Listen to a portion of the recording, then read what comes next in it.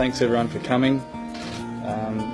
Here to announce the rather shocking revelation that a 35-year-old flanker is not going to play on next year. And I really just want to use today as a way of saying thank you to a lot of people.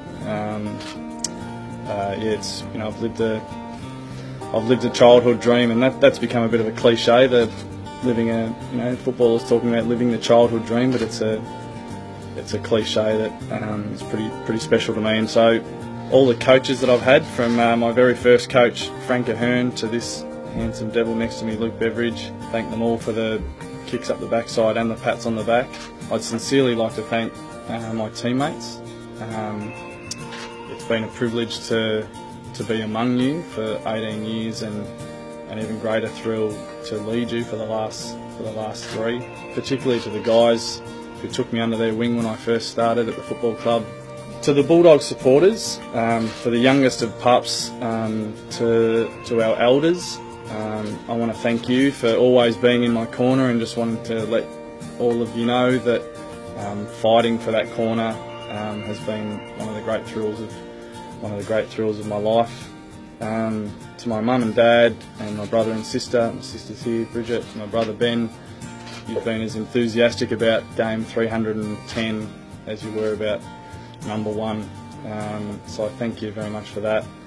To Justine, to Jarvis, Frankie and Delilah, thank you for filling my world with love. It's not easy, this football journey, so I thank you for enduring that and for keeping me positive and keeping me sane. Bob often talks about family in our environment, and I think when he walks out, finally walks out the door, we'll think of him as that big brother, and just that supporting influence as well that has helped guide them through either the early parts of their career, or giving them advice on life and help them find a balance in the way they see things, help them deal with the 2 minutes before they run out. We look on him with a lot of fondness and love, and because of what he gives us, when you think of the impression that he's left, he should walk away fulfilled at the end of his career. The influence that he's had,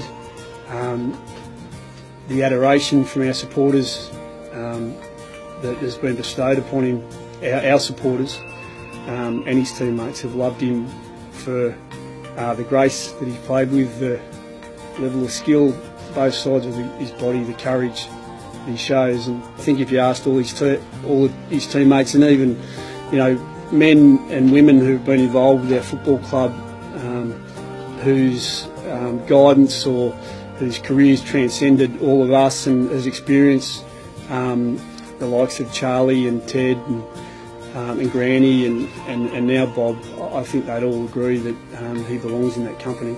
The smell of a footy makes me feel like a 9-year-old kid again, and I think that's a pretty special thing. I think footy can capture all of that. The 2 minutes before you run out to play, walking up the race, I just don't think you get that in any other place. It's a deep sense of brotherhood and clan. I think that's what I miss the most.